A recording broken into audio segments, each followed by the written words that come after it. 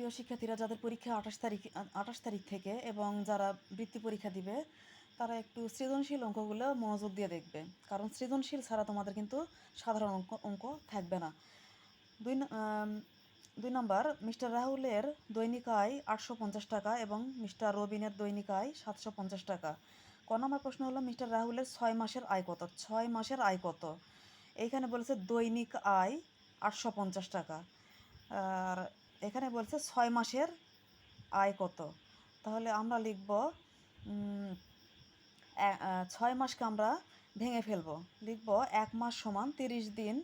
এটা কিন্তু ভাঙবো, 1 মাস সমান 30 দিন, অতএব 6 মাস সমান 30 আর 6 গুণ করলে হবে 180 দিন।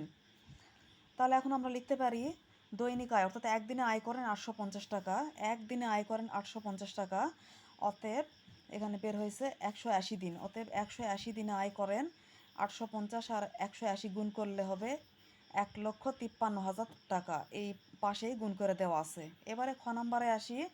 খ নম্বরে বলা হয়েছে মিস্টার রবিনের 7 সপ্তাহের আয় কত? 7 সপ্তাহ আমরা ভেঙে ফেলবো, তাহলে আমরা জানি 1 সপ্তাহ সমান 7 দিন, অতএব 7 সপ্তাহ সমান 7 7 49 দিন।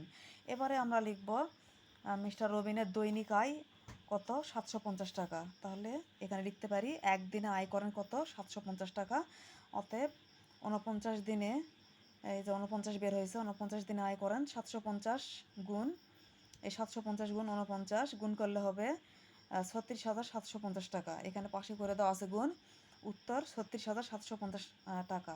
আল্লাহ হাফেজ।